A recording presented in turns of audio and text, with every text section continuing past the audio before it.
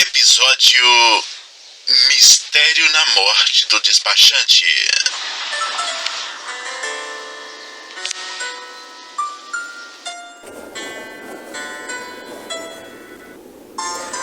Pascoal estava terminando os estudos em Janaúba, na cidade do norte de Minas, mas não via futuro naquela cidade e nem em terminar os estudos. Então ele decidiu mudar-se para a cidade vizinha, Montes Claros, que era o polo da região. Chegando lá, apesar dos perrengues do começo, dormindo em praças, não foi muito tempo e Pascoal já estava bem colocado. Afinal, ele tinha uma profissão. Ele trabalhava com enrolamento de motores. Não demorou e ele entrou na Casa do Motor, ali na Geraldo Ataíde. Cresceu na empresa e com o lucro montou um bar. Durante a semana colocava funcionários e no fim de semana ele mesmo atendia, porque ele gostava. Era um bar e lanchonete no Alice Maia.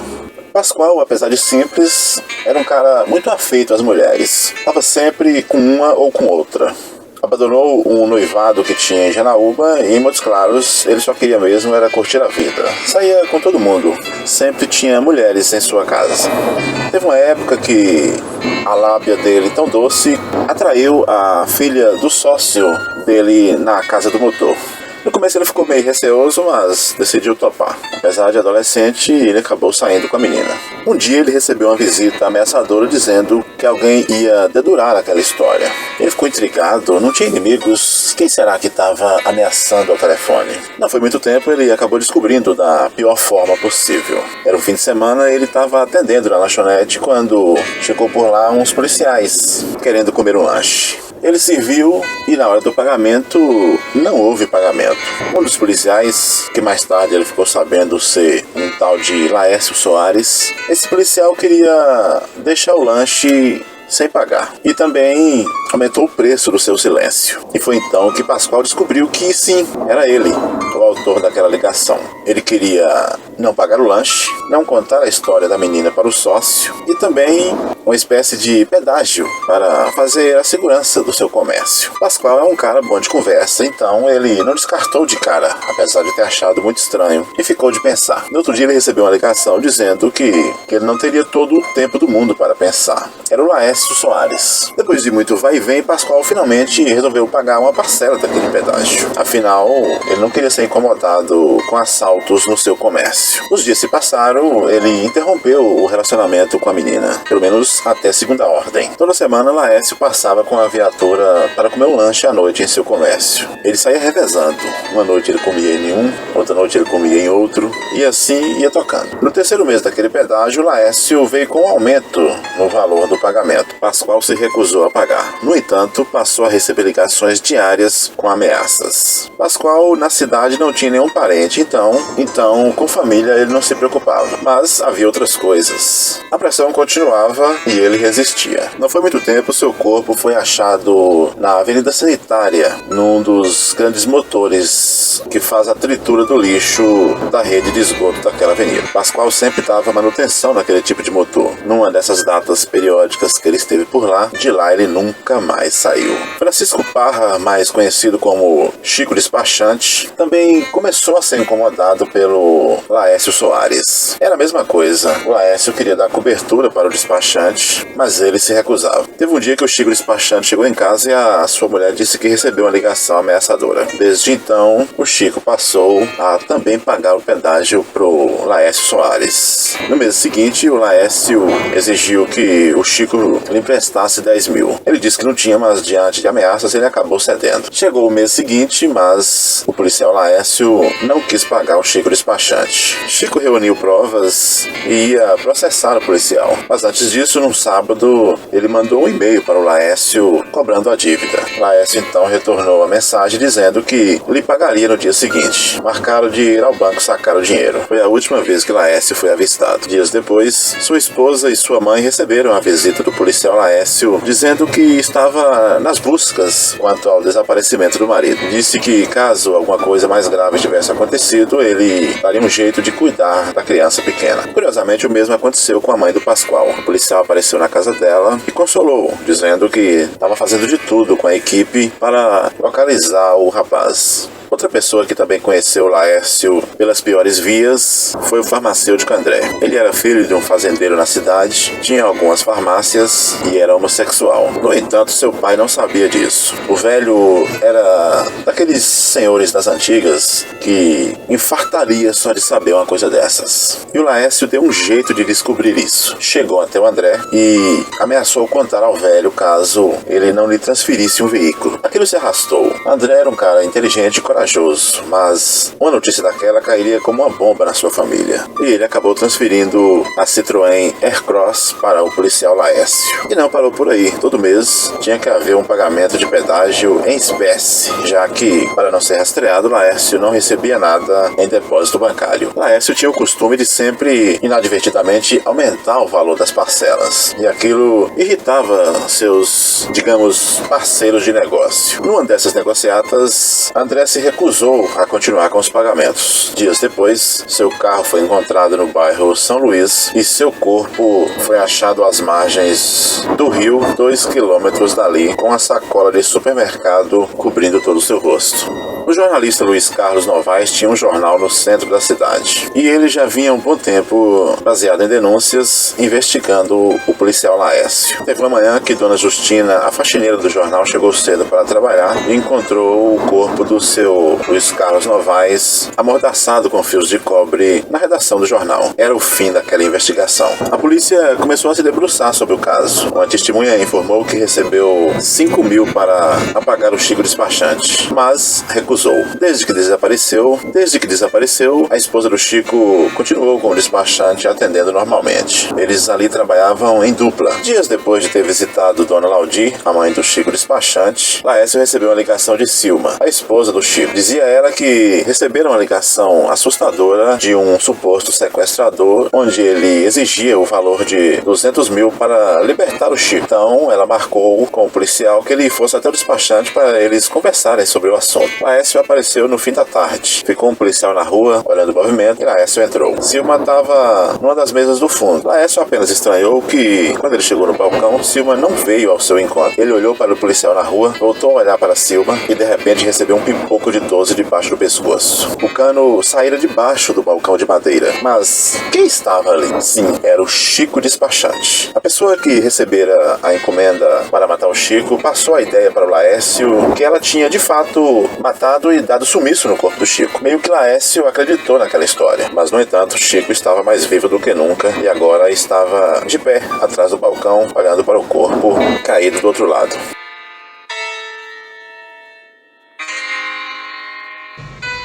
Olá pessoal, meu nome é Darcy e esse é o Canal Fabuloso. Bem-vindo ao primeiro compilado de relatos do Canal Fabuloso. Além das 3 histórias que você já conhece, a gente colocou um bônus, um presente para você. É a nossa forma de agradecimento por você estar esse tempo todo com a gente. Não deixe de curtir esse compilado, compartilhe, deixe seu like, inscreva-se no canal, divulgue, apoie o Canal Fabuloso. Eu fico por aqui, a gente se vê no próximo vídeo.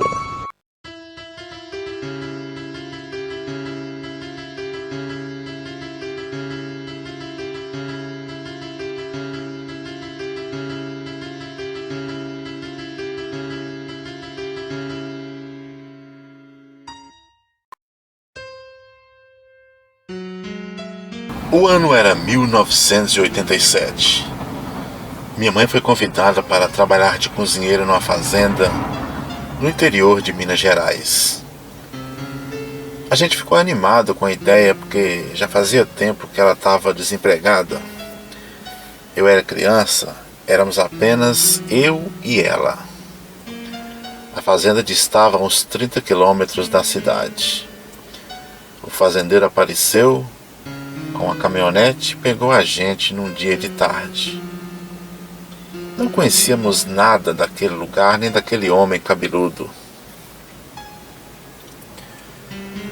Chegando na fazenda, eu na minha infância, tudo parecia mágico.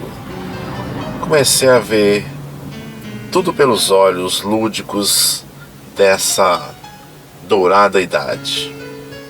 Ao chegar no local, o fazendeiro avisou a gente, caso não sentíssemos seguros, fôssemos dormi na fazenda vizinha.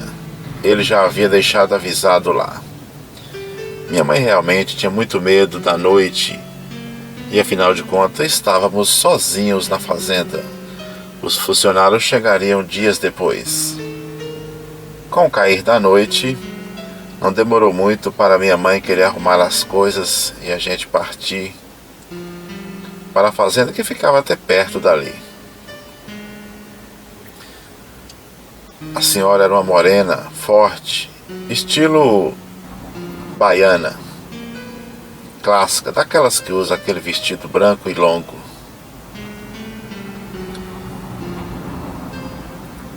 Dormimos por ali, apesar de a senhora dizer para a gente que ali na fazenda tudo era tranquilo. Mas, normalmente, quem é do local nunca vai jogar contra ele. Dormimos por ali e foi tudo certo. No dia seguinte, voltamos para a fazenda. Como eu havia dito, era só eu e minha mãe. Durante o dia eu circulei pelas matas, ali perto, para conhecer o local.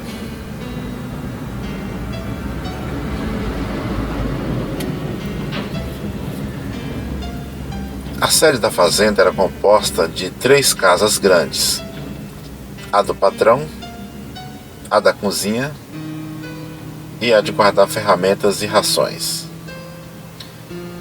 Ademais, tinha várias casinhas que era para os empregados. Eu me aproximei de uma delas, mas estava trancada. Espiei por um buraco e vi uma cama muito arrumada, como se uma pessoa tivesse estado ali pouco tempo antes.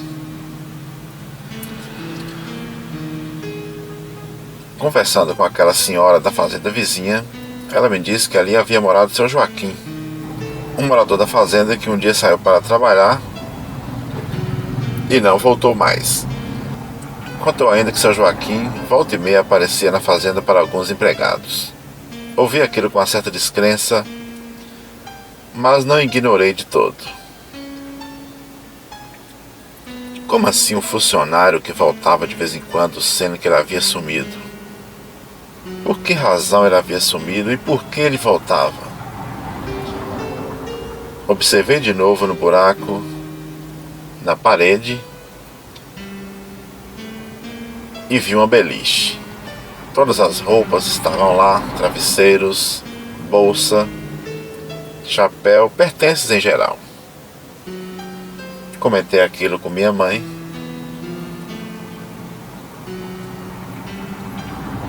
E tocamos a vida. Naquele dia de tarde, minha mãe observou cachorros do outro lado da linha ferroviária que cortava a fazenda. Parecia Doberman. Nos recolhemos para casa. Naquele segundo dia, ela não se sentiu à vontade para incomodar a mulher da fazenda vizinha e resolveu encarar o medo e dormir em casa. Mas comentava o tempo todo dos cachorros. Eu também vi os cachorros, mas eles não mexiam. No dia seguinte, andando por ali, eu observei que não era cachorro coisa nenhuma. Era apenas toco de árvore que havia sido queimado, de forma que as duas coisas pontudas nas laterais eram a parte onde o fogo havia queimado, e ficou parecendo duas orelhas. A vida se seguiu. Tudo era bonito. Havia uma lagoa uns 2 quilômetros dali. Minha mãe ia lá buscar água, porque a água da fazenda não era potável. Era uma água salobra que podia causar pedras no nosso organismo. Então, eu adorava frequentar aquela lagoa. O lugar era bonito, rodeado de árvores, e tinha como destaque um grande bambuzal. que ficava sempre rangendo. Volta e meia aparecia uma vaca ou outra, ou cavalos que vinham beber naquela aprazível fonte.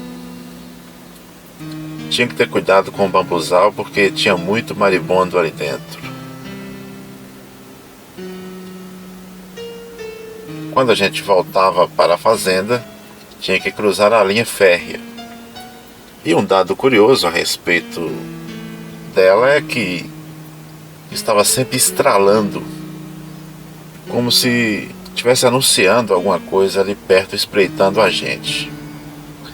Mas a sabedoria dos mais velhos dizia que isso era comum na linha, de acordo com uma tal de dilatação que ocorria quando o sol estava quente.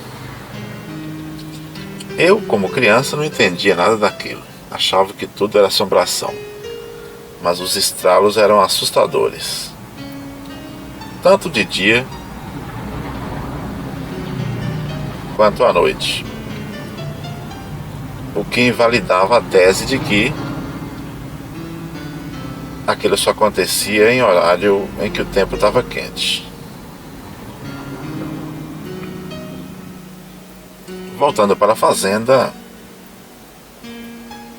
ela por enquanto não tinha empregado em sua sede. Eles estavam espalhados nas partes mais distantes. Havia um deles, o lendário João da Onça. Ele morava sozinho numa carvoeira alguns quilômetros dali. Com o tempo ele arrumou uma segunda esposa. Eu não gostava dele. Desde o começo ele implicou comigo, vivia fazendo piadinhas a meu respeito. Um belo dia ele foi à cidade, que ficava a 30 quilômetros dali, e ao retornar no final da noite não chegou em casa. Seu corpo foi encontrado sem a cabeça ao lado de um litro de pinga numa encruzilhada 6 quilômetros dali, poucos metros depois da estação de trem, que por acaso se chamava Solidão. Todo mundo ficou chocado com a história, mas ninguém entendeu nada. Arrancar a cabeça parecia coisa de vingança, mas poderia ser outra coisa. Minha mãe ficava cada vez mais assustada com essas histórias. Quando chegava às 7 da noite, ela já fechava todas as portas e a gente ia dormir. Em noites frias, a gente acendia uma fogueira na porta da casa. Eu ficava por ali esquentando frio. Nessa época fazia muito frio. O problema da fogueira é que o fogo cegava a gente. Então, se tivesse alguma coisa a uma distância de 5 metros, a gente não via. Mas a pessoa via a gente, até com mais clareza. E isso também incomodava minha mãe.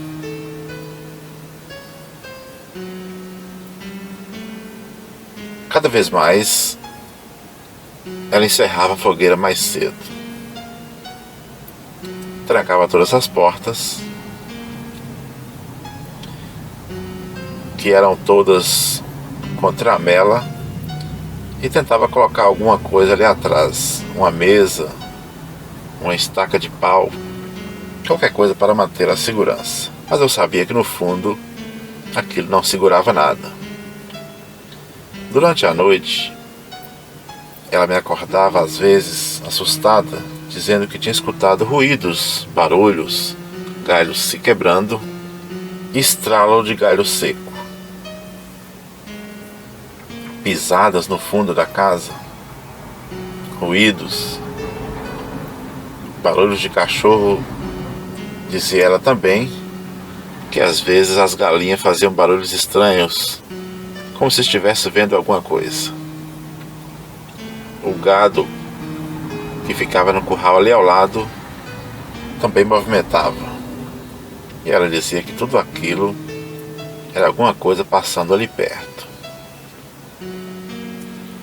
No dia seguinte, ela me chamava cedo para me mostrar pegadas no quintal.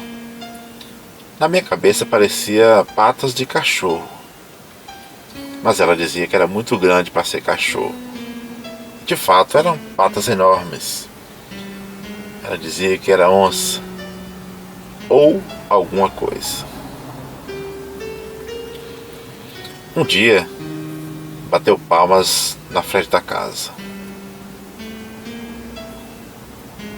Era um andarilho pedindo comida. Ela deu a comida e o andarilho seguiu viagem. Dizia que ia para Quem-Quem, uma localidade a uns 25 quilômetros dali. Como era beira de estrada e também beira de linha férrea, era comum passar pessoas por ali. Alguns passavam reto, outros pediam água e alguns pediam comida. Um dia, bateu de novo uma pessoa pedindo comida. Para minha mãe era só mais uma pessoa pedindo, mas eu observei bem o rosto e reconheci a pessoa. Era um colega de infância da nossa turma, era o mais ousado deles, o mais respeitado, porque ele fazia as coisas que ninguém fazia. Ele era mais ousado, era respeitado entre a turma.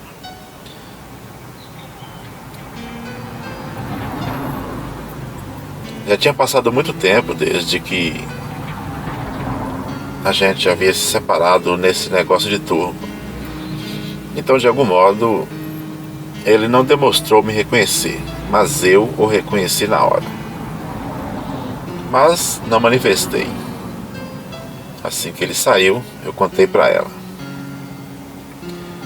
Depois, fiquei sabendo que ele tinha entrado no mundo do crime e naquele momento ele estava fugindo da polícia. Tempos depois a gente voltou à cidade.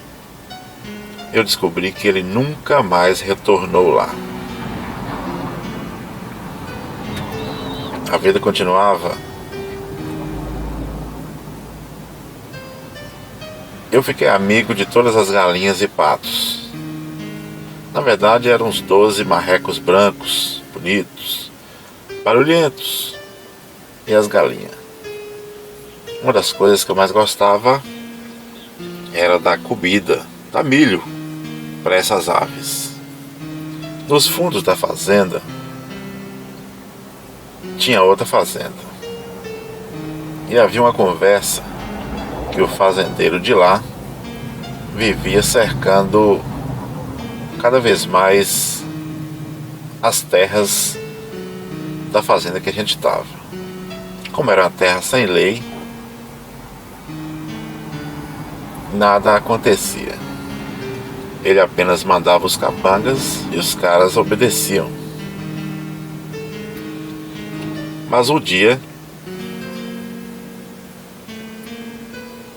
2 deles não voltaram para a fazenda. E o fazendeiro parou de cercar as terras do outro. Também não veio tentar tirar satisfação.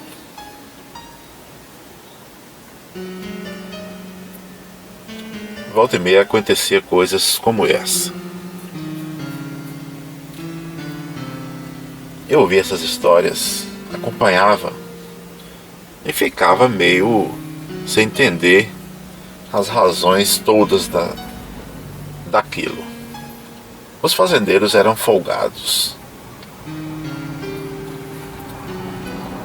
Um dia, as ovelhas do fazendeiro vizinho vieram comer capim na fazenda de cá.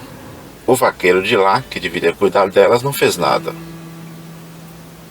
Então, o patrão deu uma espingarda para o vaqueiro de cá e autorizou ele para resolver o problema. Ele levou os cachorros lá e eles atacaram as ovelhas até a morte. Ficou um clima ruim. O fazendeiro veio tirar satisfação, chateado. Mas o patrão e o vaqueiro disseram apenas que os cachorros avançaram contra as ovelhas. Ninguém admitiu que tinha atiçado os animais para que aquilo ocorresse. Por fim, as carnes das ovelhas foram divididas entre as fazendas. Mas o dia mais emblemático de todos foi numa semana que eu e minha mãe, como sempre fazíamos todo fim de mês, fomos à cidade resolver nossas coisas na sexta-feira para voltar na segunda. De lá ficamos sabendo do que aconteceu no fim de semana na fazenda que havia ficado só. O maluco invadiu a fazenda à noite e tacou fogo em tudo. Fez umas comidas bizarras, parecendo comida de magia negra. E quando a polícia apareceu, ele sumiu. Os empregados que estavam por ali correram para a fazenda vizinha no meio da noite. Eu achei aquilo muito estranho porque eram homens, deveriam enfrentar aquele sujeito. Mas isso não aconteceu. Ele pegou todo mundo de surpresa, ninguém era dono de nada, ninguém queria arrumar confusão com nada. Depois foi descobrir que o malfeitor era apenas um ex-empregado da fazenda, o tratorista, o braço direito do patrão. De algum modo, ele se sentiu ofendido no acordo de demissão e veio resolver a questão.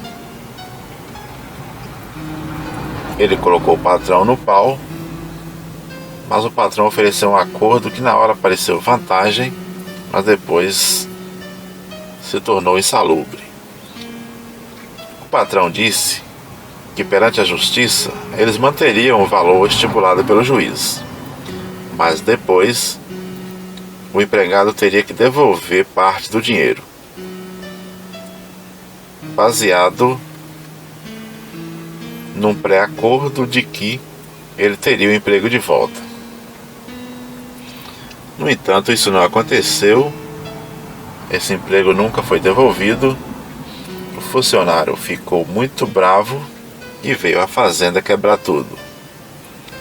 Pôs fogo na casa principal da sede e estragou tudo que tinha na parte da cozinha.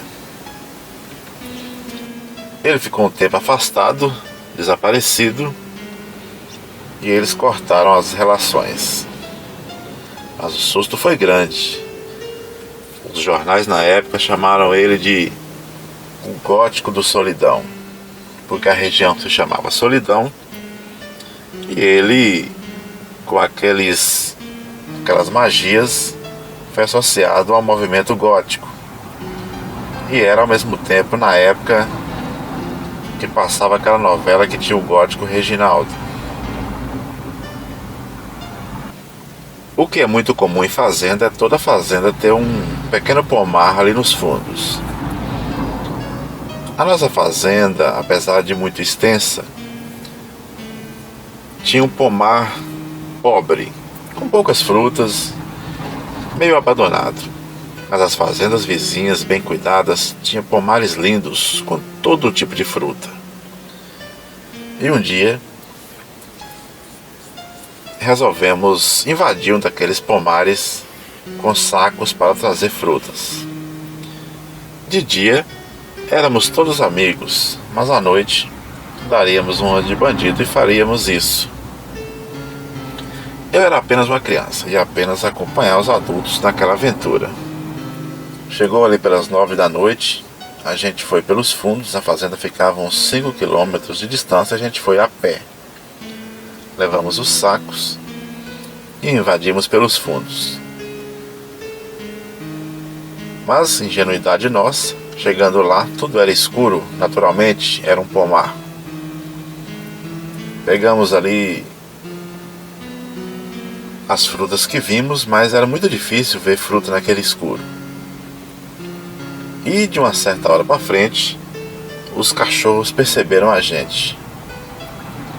Porque ao contrário do que eu pensava enquanto criança, o cachorro te capta pelo ar e não apenas.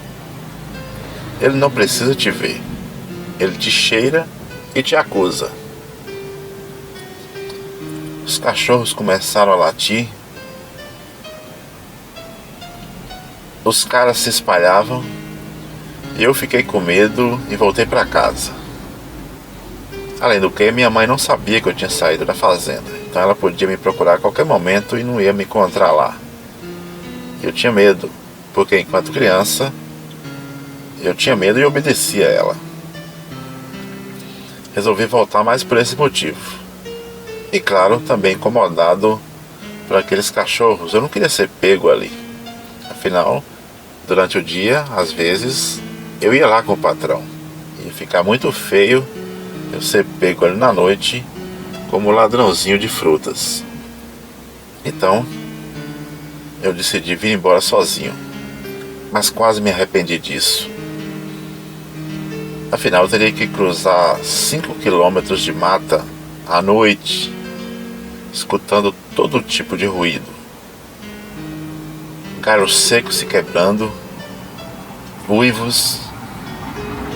Parecia que tinha alguma coisa me observando, parecia que tinha alguma coisa atrás de mim e parecia que alguma coisa ia saltar na minha frente a qualquer momento. Eu morria de medo. Como eu era muito frequentador da igreja católica, eu comecei a rezar muito, prometendo para Deus que nunca mais ia fazer uma coisa daquela, se nada me acontecesse. E de fato, eu nunca mais fiz isso. Porque no fim das contas, eu não peguei fruta coisa nenhuma, passei medo, vergonha e fiquei com sentimento de culpa. E pensava que uma onça podia saltar na minha frente a qualquer momento. Felizmente isso não aconteceu. Nem onça, nem fantasma. Voltei para a fazenda, fui logo encontrar com minha mãe, disfarcei alguma coisa e recolhi aos meus aposentos. É muito comum em fazenda, máquinas conhecidas como correntões vêm derrubar parte da mata para fazer pastos ou lugar para a plantação.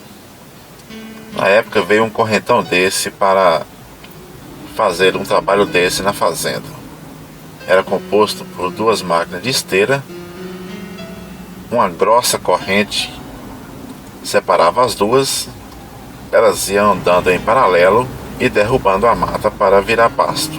Eles chegaram na segunda-feira e ficaram dias fazendo aquilo. Um belo dia, um dos maquinistas chegou desesperado na nossa casa, gritando, dizendo que tinha acontecido alguma coisa muito grave. A gente foi saber o que era. O outro maquinista, de repente, parou de fazer o serviço.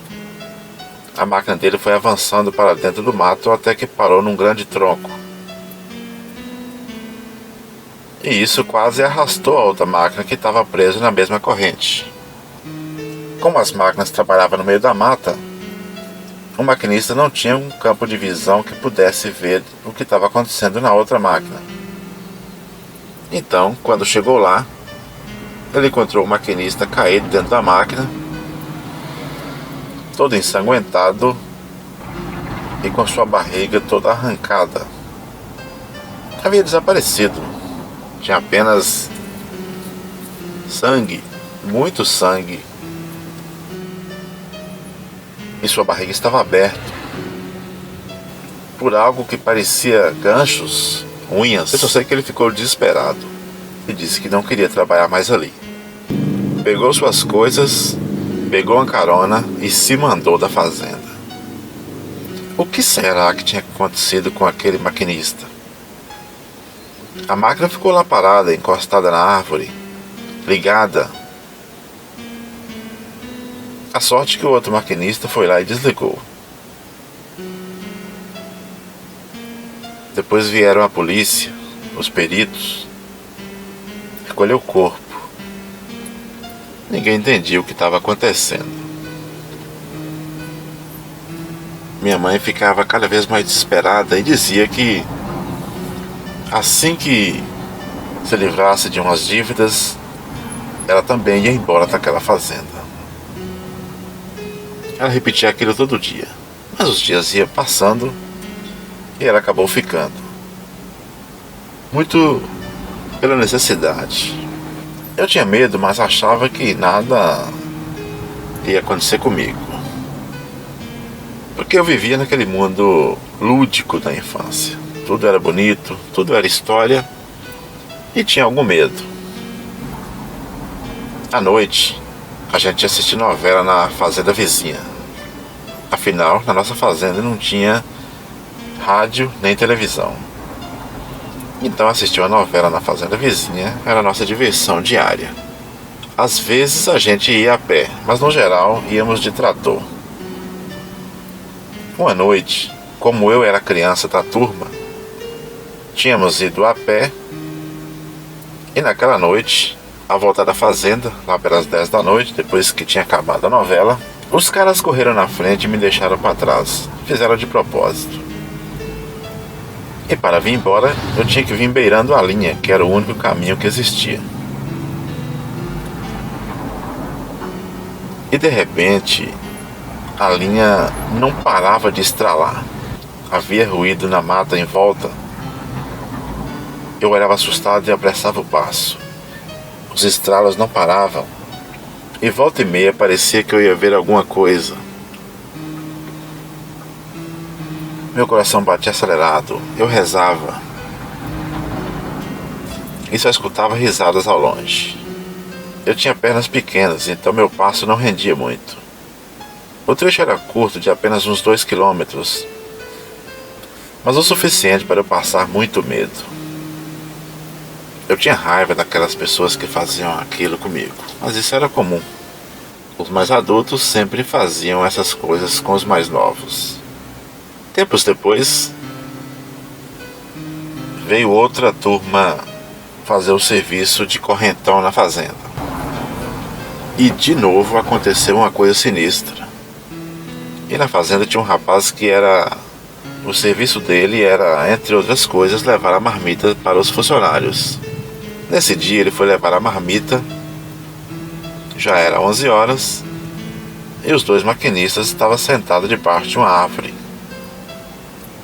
As máquinas estavam desligadas.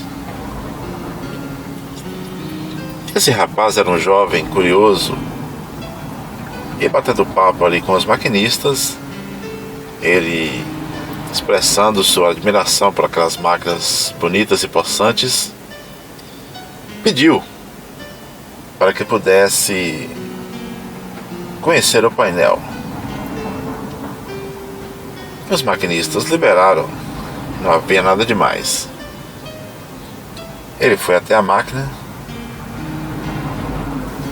que estava a alguns metros dali. Ficou observando o painel, brincando com as alavancas, sem ligar nada. Afinal, as alavancas eram duras, então não ligavam à toa. Ele observou, andou por ali, sentou no banco, imaginou como se fosse um maquinista. Fez tudo aquilo enquanto dava o tempo dos rapazes comerem, para ele trazer as marmitas vazias de volta. No entanto, ao descer da máquina, que era de esteira, você tinha que obrigatoriamente pisar na esteira para depois descer. Ao descer da máquina, ele pisou na esteira e ela misteriosamente ligou do nada.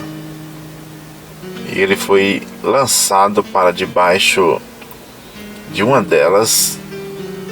A máquina passou por cima dele e o retalhou como um peixe. Os dois maquinistas não entenderam nada daquilo. Achou que o moleque tinha ligado a máquina, mas na verdade não fora ele. Alguma coisa ligou a máquina e passou por cima do jovem, matando-o imediatamente. Deu trabalho para explicar para a polícia o que havia acontecido. Havia alguma força sinistra acontecendo naquela fazenda. Tempos depois, minha mãe, visitando uns vizinhos que haviam trabalhado naquela fazenda na temporada passada, a senhora contou para minha mãe coisas sinistras sobre aquele lugar e explicou que esse tinha sido exatamente o motivo pelo qual eles haviam deixado a fazenda há muito tempo. No começo ela não queria falar, mas acabou confessando outras coisas. Então um dia, com mais calma, a senhora contou para minha mãe que havia trabalhado lá 5 anos antes, quando a fazenda era comandada pelo dono, o pai do que hoje era o nosso patrão. Eles dois tinham o mesmo nome. Dizia ela que coisas sinistras aconteciam ali à noite. O pátio da fazenda estava, na verdade, em cima de um cemitério, e ali à noite era comum escutar vozes, gritos, gemidos de dor. Mas ninguém entendia por quê. Eles também não sabiam da existência daquele cemitério ali embaixo. E só depois que eles souberam, somado às coisas que eles haviam visto, eles decidiram deixar a fazenda, deixando o patrão muito decepcionado, porque ele tinha aquele casal como seus caseiros de confiança. Minha mãe, curiosa, foi perguntando detalhes sobre aquele passado sinistro. Eles acabaram falando do seu Joaquim, esse sumiço misterioso dele, de um fazendeiro que sempre cercava terras a mais para ele nos fundos da fazenda, cachorros que começavam a gritar no meio da noite e no outro dia amanheciam mortos, funcionários que saíam para trabalhar e não voltavam. A coisa era muito pesada. Minha mãe ficou assustada, até pensou em não voltar para lá, mas não tinha opção. Era mãe solteira, com um filho para criar, com contas a pagar. Vivia apenas prometendo a si mesma que um dia abandonaria tudo aquilo. Entre as histórias sinistras, havia também uma rixa de vaqueiros. Os vaqueiros do passado não se entendiam, e um dia um deles apareceu morto, mas o outro negou a culpa, dizendo que não tinha feito nada daquilo. Então, quem teria atacado o vaqueiro? Voltando para a fazenda, já sabendo daquelas histórias, e como a senhora havia instruído a gente, começamos a observar o pátio. Ela disse: observe bem o pátio, vocês vão ver que ele é ondulado. Aquelas ondulações eram os túmulos, e ali eram enterrados, além de funcionários, pessoas de uma vila ali perto. Ficamos muito assustados com aquilo. As cruzes haviam sido, claro, removidas. A gente só não entendeu por quê, e eles jogaram o pátio da fazenda em cima do cemitério. Devia haver alguma coisa errada naquilo tudo. Alguma coisa alguém queria esconder. O fato é que toda noite a gente escutava ruídos. A gente escutava coisas, latas batendo, vozes, passos. E no outro dia parecia que não tinha nada. Tudo ficava restrito no calor da noite. Teve um fim de semana que minha mãe precisou ir na cidade. Ela teria que voltar em 5 dias e acabou ficando 2 meses fora. Nesse período, o fazendeiro colocou uma empregada substituta. Essa empregada substituta, que era casada, começou a sair com um funcionário mais novo. O marido, alertado por outros companheiros, voltou um dia mais cedo e deu um flagrante. O amante correu e esse funcionário, indignado, investiu para cima da esposa com um facão. O resultado foi sangue para todo lado e ele evadiu tomando rumo ignorado. A gente chegou na segunda-feira e ainda tinha vestígios de sangue pelo local. Aquilo estava ficando cada vez mais sinistro. Mortes que atraíam mortes e o ambiente ia ficando cada vez mais pesado. Teve uma noite que eu voltava de uma outra fazenda com o patrão. Ele saía comigo para que eu pudesse abrir as cancelas entre uma fazenda e outra. E elas eram muitas. Naquela noite, faltava apenas uma cancela para a gente chegar em casa. Eu abri a cancela, ele passou com a caminhonete, eu fechei a cancela, voltei para o carro e fomos para a sede da fazenda, que estava ali perto. Lá pelas 2 da manhã passava um trem de carga. E naquela noite, a gente acordou com o barulho do que parecia um trem parado na linha. Ouvíamos vozes, gritos. Era o maquinista gritando, indignado com alguma coisa que estava errada na linha.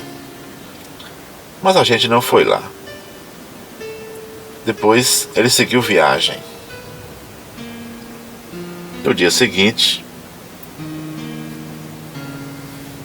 chegou um funcionário correndo para contar a gente que o trem havia pego um grande cavalo da fazenda. Na verdade, o maior deles, chamado Califa.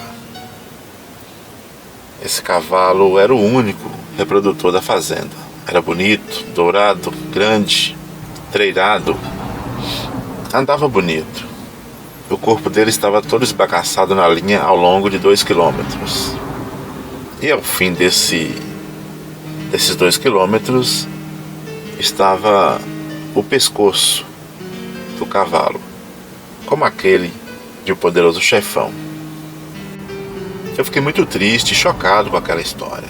Nunca tinha visto isso. A gente era de certa forma apegado ao cavalo. O patrão ficou muito chateado porque ele perdeu o dinheiro e o único cavalo de raça e reprodutor da fazenda. Depois de uns dias, o cheiro do cavalo esbagaçado na linha era muito forte. Mas também trouxe uma dúvida. Se eu havia fechado a cancela naquela noite, como que o cavalo havia saído e ido para a linha? É um mistério que a gente nunca conseguiu solucionar. Uma dúvida que a gente nunca conseguiu resolver. Um enigma que a gente nunca conseguiu solucionar. Voltamos várias vezes nessa história, eu e o patrão, para relembrar os fatos e tentar ver se a gente não havia, de algum modo, esquecido a cancela aberta. A cancela que dava para o pasto, onde ficava o cavalo, e que dava para a linha, onde passava o trem várias vezes ao dia. E uma delas era essa hora noturna. Na minha cabeça ficou apenas a imagem da cabeça do cavalo. O que será que estava agindo contra aquela fazenda? Ainda conversando com aquela antiga moradora da fazenda, ela contou uma história que explicava muito o momento atual da fazenda. Na verdade, tudo estava relacionado ao seu passado sinistro. Mortes, brigas e outras coisas haviam acontecido ali na fazenda. E naquele período, o fazendeiro morreu. que foi onde exatamente eles usaram aquele tempo para sair da fazenda, pedir as contas e morar na cidade. E a fazenda ficou abandonada por 5 anos. Tanto que quando a gente voltou, o mato havia tomado conta até da cozinha. Tudo estava isolado, parado, quieto. A gente foi retomando a vida ali aos poucos. Tempos depois, nem parecia que era uma fazenda abandonada. Mas forças sinistras espreitavam ao longe. Observavam à distância, se aproximavam, davam suas caras, almas que pareciam querer dizer alguma coisa, resolver problemas, resolver um passado injusto, onde muitas maldades haviam acontecido. A gente nunca ia saber ao certo quantas mortes haviam acontecido ali, quais delas haviam sido injustas, o que de fato levara a todo aquele isolamento. O que a gente sabia é que não dava para continuar ali. As muitas casas velhas e caindo aos pedaços, abandonadas, ali em volta da sede, pareciam querer dizer alguma coisa. Pareciam querer nos expulsar dali. A fazenda parecia querer se recolher a si mesma e ao seu passado sombrio. E qualquer um que tentasse avançar para cima daquela solidão teria um preço a pagar. E esse preço nem outros moradores, nem minha mãe, ninguém queria pagar. E foi por isso que ela resolveu ir embora da fazenda.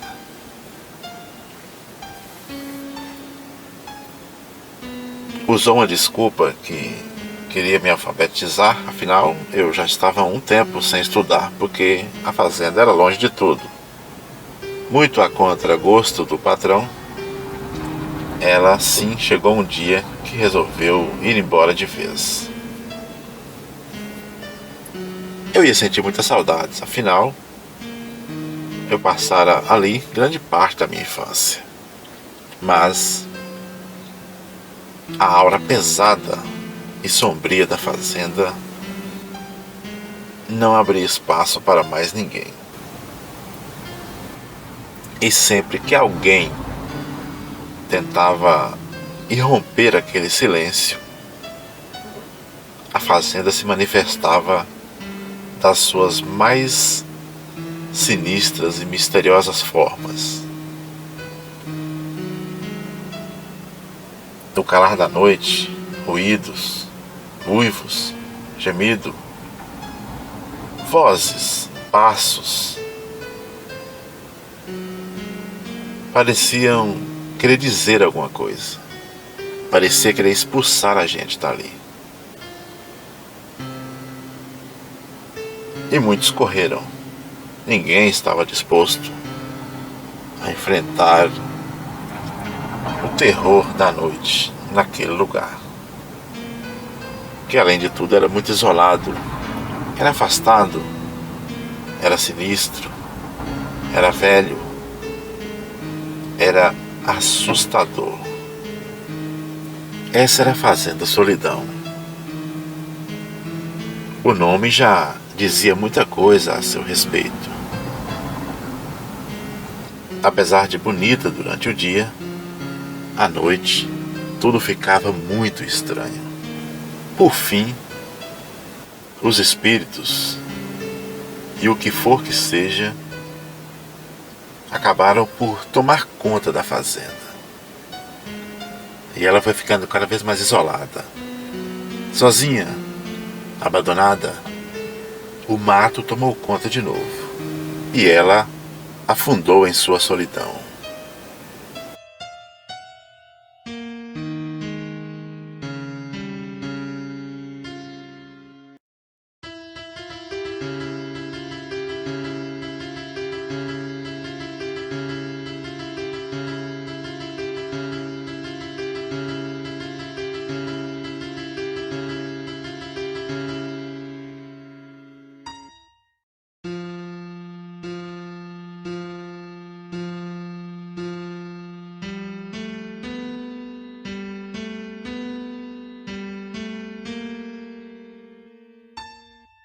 Episódio Um Lobo no Galinheiro.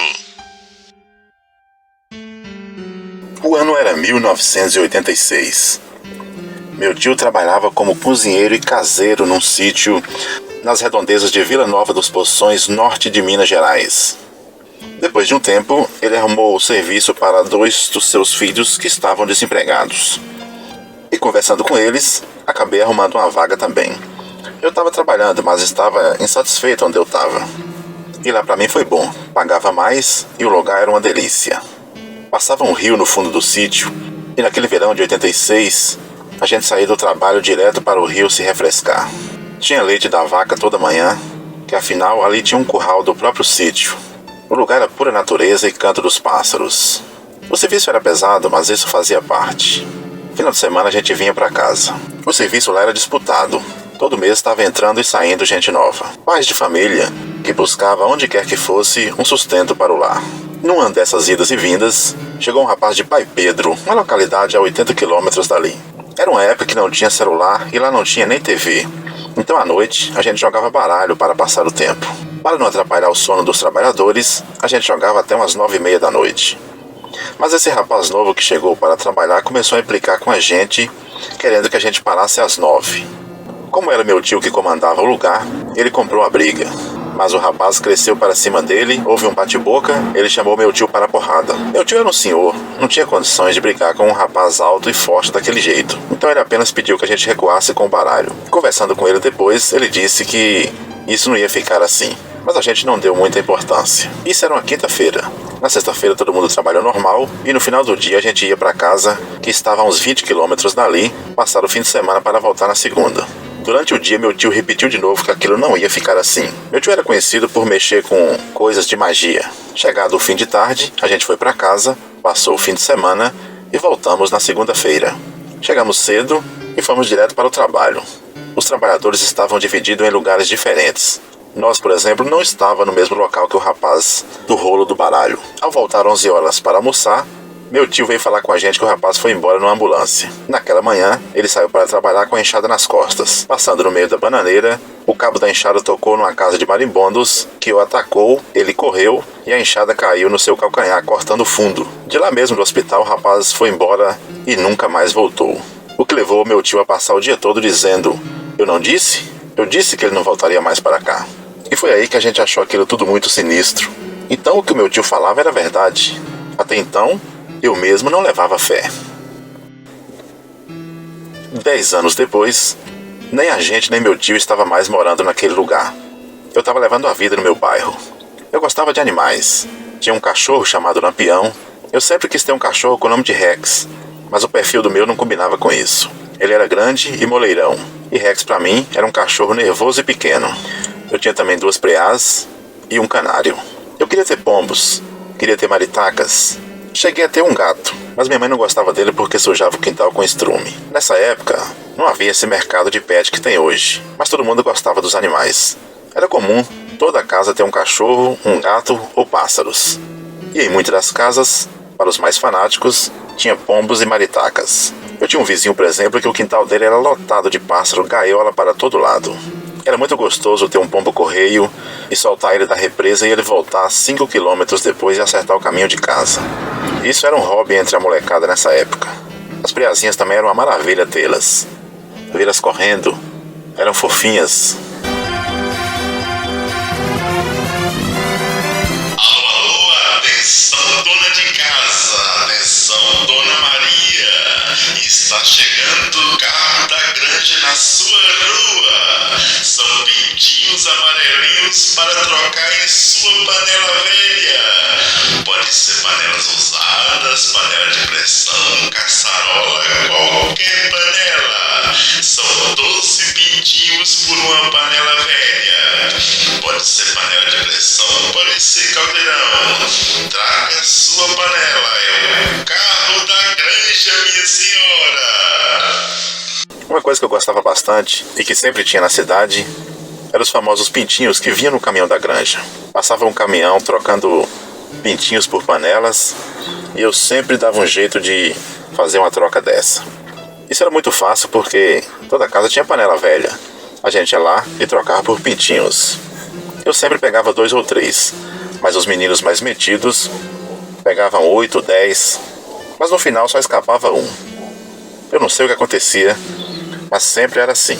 No final, quem chegava a tamanho grande era apenas um. Além disso, aquela cor dourada que eles tinham quando era entregue para a gente desaparecia rapidamente. Mal sabia a gente que aquilo era pintura. Enfim, o bairro inteiro gostava dos bichos. Mas depois de um certo tempo começou a acontecer uma coisa muito cruel e estranha. Bichos começaram a morrer. Em frente da minha casa tinha um terreno baldio. Um dia eu encontrei o Lampião lá, agonizando. Tentei fazer ele voltar à vida, mas não foi possível. Ele morreu. Parecia envenenado. Mas na época eu não sabia. Achei que era comida. Tentei dar comida para ele, mas ele não resistiu por muito tempo. Eu estava lá em casa um dia quando eu escutei um choro na casa vizinha. Lá morava meu colega, então rapidamente eu fui para lá. A cena não era bonita. Meu amigo estava sentado no chão, em prantos, com um pombo ensanguentado no colo. Era o pombo dele que alguém tinha acertado uma pedra de estilingue de mangueirinha de soro. Pelo jeito, o pombo estava em cima do muro e alguém acertou a bunda dele com uma pedrada de estilingue. Ele agonizou, a mãe do meu colega passou remédio, mas ele não durou muito tempo. Um belo dia, meu canário também apareceu morto, e antes que o mal pudesse piorar, eu vendi minhas preás. Meu vizinho do fundo veio falar com a gente que o gato dele apareceu morto no fundo do quintal, na porta da cozinha. Minha irmã, que morava 2 casas para frente, veio falar a mesma coisa, que um gato dela desapareceu e apareceu dias depois, morto dentro de casa. Não havia sinal de violência física. O cachorro da senhora que morava ao lado foi encontrado na casa do filho dela, com cerca de 40 traques, aqueles que soltam em festas juninas, já explodindo tudo no pescoço dele. Ele tinha os pelos grandes e brancos, aquilo queimou tudo. Além disso, foi um barulho dentro de casa porque o cachorro se escondeu na sala. Dias depois, alguém colocou perfume nas costas de um cachorro dessa mesma vizinha. Ele correu para se esconder desesperado e acabou coçando suas costas num monte de palha de feijão que estava no fundo do quintal dela. Pegou fogo em toda a palha. O cachorro até correu, mas não durou muito. A crueldade estava demais. Mas o pior mesmo foi o gato da minha tia. Colocaram uma bomba de matar peixe amarrada ao seu pescoço e ele foi solto num campinho de futebol ali perto. Dias depois, ele apareceu em casa sem a orelha, todo chamuscado e surdo. Ela entrou em desespero. Dias depois ele morreu. No começo parecia aleatório, mas tinha alguma coisa acontecendo no bairro. Tinha alguém judiando dos animais. Os dias se passavam, mais gatos apareceram mortos, mas nenhuma resposta. Até que uma noite, eu estava em casa sozinho. A porta da minha casa era feita de 2 partes e tinha uma fenda no meio. Como eu era criança, a minha altura dava exatamente na fenda, onde eu podia ver a rua por um corte de 150 graus. Naquela noite eu ouvi passos. Era por volta das 10 da noite. Fui até a porta e fiquei observando pela fenda. O corredor ao lado da minha casa, que dava acesso da casa do meu tio para a rua, apareceu ele. Olhou para um lado, olhou para o outro e atravessou a rua com um saco na mão. Na frente da nossa casa tinha apenas um pasto, algumas mamoneiras, um matagal. Meu tio cruzou o arame e jogou o saco lá no meio do terreno. Eu achei aquilo meio estranho, jogar lixo essa hora da noite. Mas passou. Eu fui dormir e no dia seguinte, cedinho, eu fui até o terreno. Abri o saco, tinha moscas, tinha cheiro. Meu tio tinha jogado um gato morto. Foi então que eu comecei a ligar os pontos. Meu tio era um pescador, pescava muito bem. Toda vez que ele ia para a represa, ele voltava com peixe. No fundo do seu quintal, ele pendurava os peixes e odiava quando os gatos atacavam. Então, ele não gostava de gato. Então, ele tinha acabado de jogar um gato no meio do mato. Seria muita coincidência dizer que o gato veio de outro lugar e morreu no quintal dele. Normalmente, um gato vai morrer na casa do dono, e ele não era dono de gato nenhum. Fiquei dias matutando aquela questão. De algum modo, aquela notícia correu no bairro. Uma noite eu estava lá em casa e escutei um alvoroço na rua. Saí para fora e meu tio estava sendo trazido por 2 homens. Ele estava com a roupa rasgada e todo ensanguentado. Atrás dele vinha uma multidão de pessoas querendo bater mais. Baixou a polícia, veio a ambulância e levou ele para o hospital. De lá ele iria direto para a cadeia, mas de algum modo fugiu do hospital. Desapareceu por um bom tempo. A gente foi saber depois que ele tinha ido morar em Teófilo Otoni, uma cidade a noroeste do estado. Tempos depois ele apareceu na cidade disfarçado. Entrou num boteco que tinha uns homens jogando sinuca. Ele que sempre teve cabelo estava careca. Ele que nunca teve barba estava com bigode. Tipo aquele de ator pornô dos anos 70. De algum modo, alguém reconheceu ele. Baixou a polícia de novo. E ele foi preso. A acusação era serial killer de animais. Isso era um crime que a sociedade não tolerava. Dias depois, a gente soube que ele tinha sido morto na cadeia. Os presos podem ter todos os defeitos, mas covardia eles não aceitam. A dúvida é saber como aquela notícia chegou lá. Afinal, naquela época a comunicação era escassa. Só podia ser alguém que estava sempre entrando e saindo de lá. E isso era a figura do policial. Tempos depois, a gente foi saber que exatamente o policial que levara aquela notícia até os presos, a notícia da covardia que ele tinha feito, tinha sido exatamente um policial que, num passado muito distante, tinha ido trabalhar num sítio e se envolveu na confusão por causa de um baralho. Sim, aquele lavrador virou policial. E como forma de vingança, ao descobrir que era meu tio, levou a notícia até os presos. E a coisa não ficou bonita. A gente poderia sentir por ele, mas o que ele tinha feito não tinha perdão. As pessoas demoraram a acreditar que era meu tio o autor daquela maldade.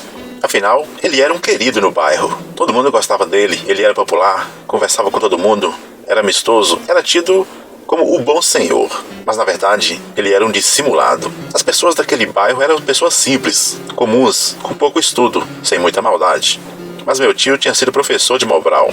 Meu tio conhecia a Bíblia de ponta a ponta. Meu tio tinha malícia, ele era liso. Ele sabia como enrolar as pessoas. Então, toda aquela sua bondade, na verdade, era a outra personalidade dele se manifestando. Mas como toda máscara cai, um dia a dele caiu.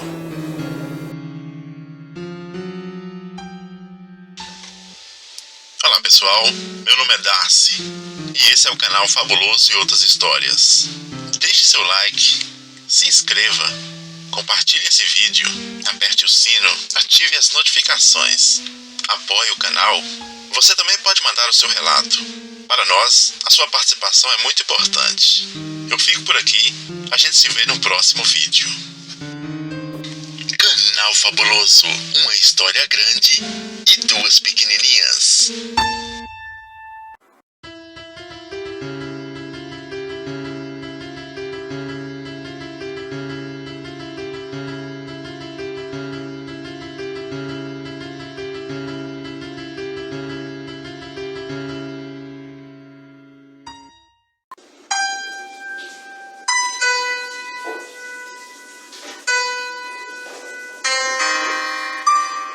Episódio Meu Nome é Darlene.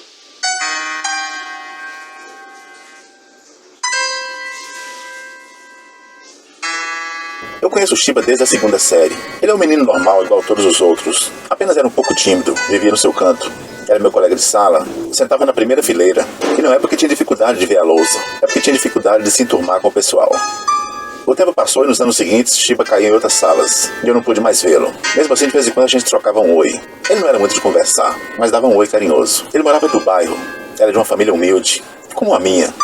Prazer, eu me chamo Darlene. Esse nome veio muito tempo depois. Por muito tempo, eu fui Daniela. Nessas voltas que o mundo dá, eu queria ser enfermeira, mas nunca pude realizar esse sonho. Tentei vários tipos de emprego ao longo da vida, nenhum deu certo. Até que um dia, uma amiga me convidou para conhecer uns caminhoneiros no posto de gasolina. No começo eu relutei, mas com o tempo acabei aceitando. A gente ganhava um trocado por pouco tempo de serviço. Eu queria sair dessa vida, mas o tempo foi passando e eu acabei ficando. Hoje tudo que eu tenho, eu devo a essa profissão. Eu atendo em todo canto, posto de gasolina, na casa do cliente, no carro, em qualquer lugar. Eu virei um profissional. Já aquele meu amigo, ele sumiu. Estudou mais uns 2, 3 anos de escola e abandonou. Na casa dele ninguém incentivava. Anos depois, andando pelos bares da cidade, eu soube que ele tinha virado mendigo.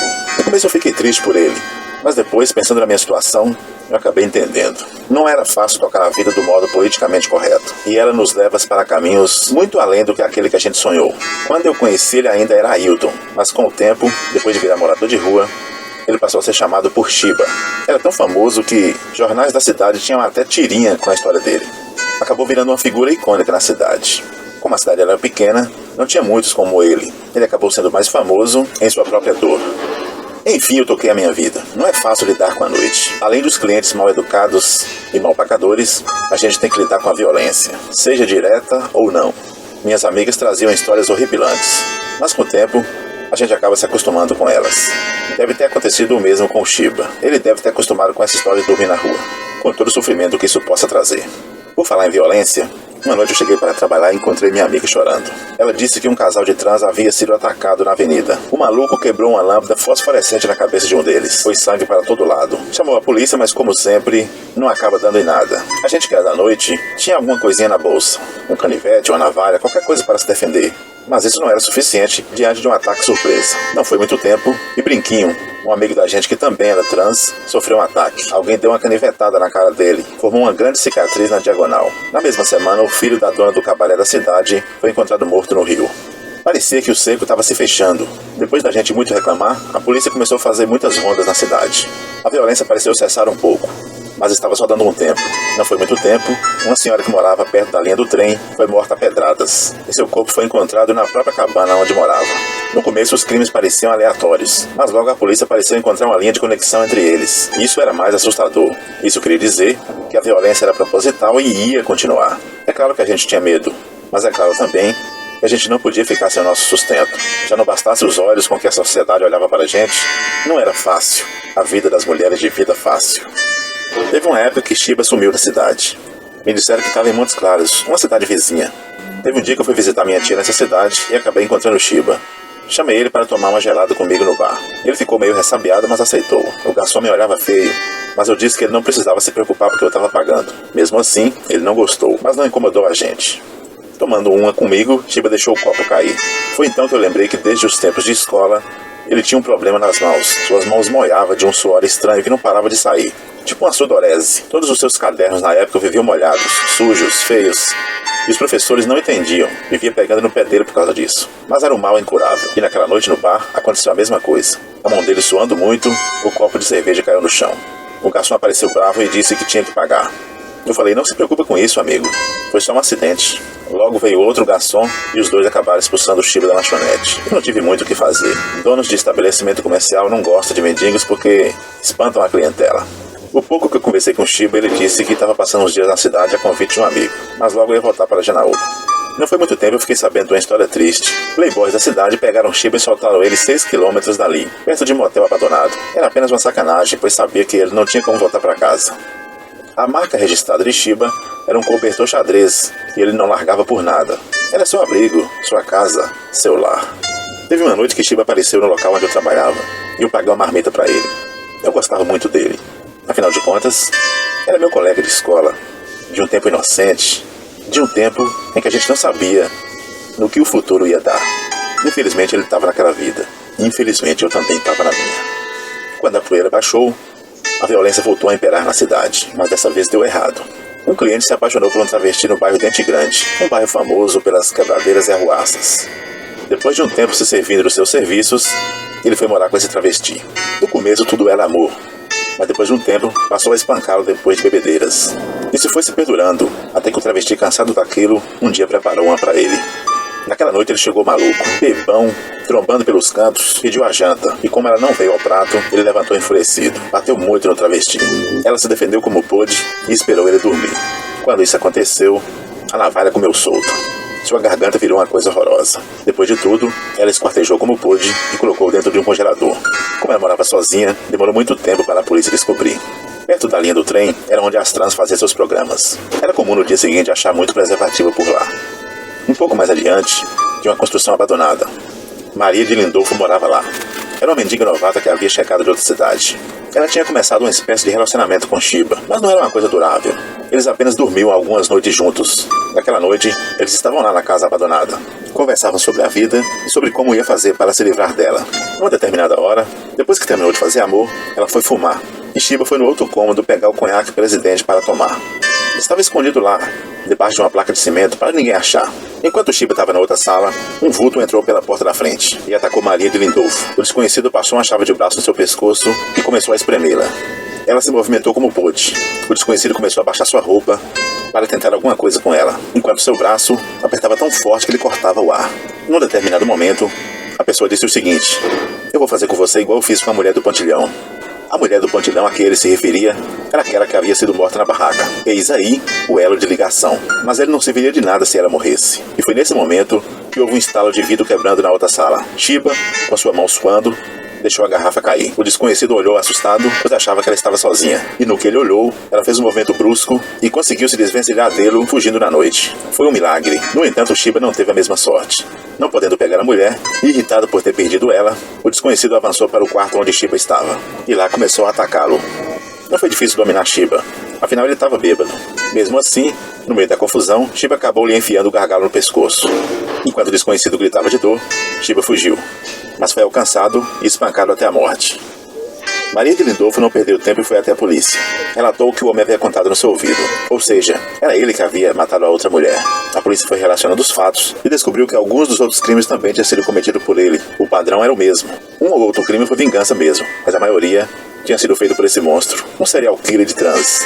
Não foi muito difícil para a polícia capturá-lo. O investigador combinou comigo de eu ficar debaixo do pontilhão fumando alguma coisa na noite. Depois de uns 40 minutos ali, uma sombra saiu da escuridão. Era ele. Meu coração acelerou. Eu fiquei assustada. A polícia demorou para chegar. Meu ar foi ficando cada vez mais pouco, até que eu perdi os sentidos. A polícia conseguiu capturá-lo, mas minha vida foi para o brejo. Dias depois saiu uma nota no jornal. Travesti Darley foi asfixiada no pontilhão.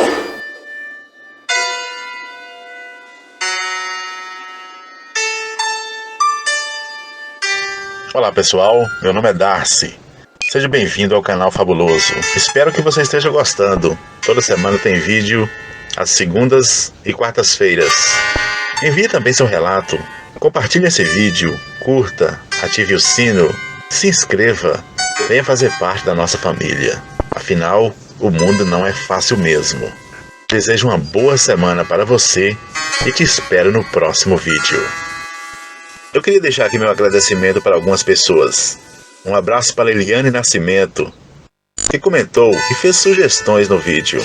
Um abraço também para o canal Uivos, por ter dado aquela força pra gente. No próximo vídeo eu mando mais abraços. Meu muito obrigado a todos vocês.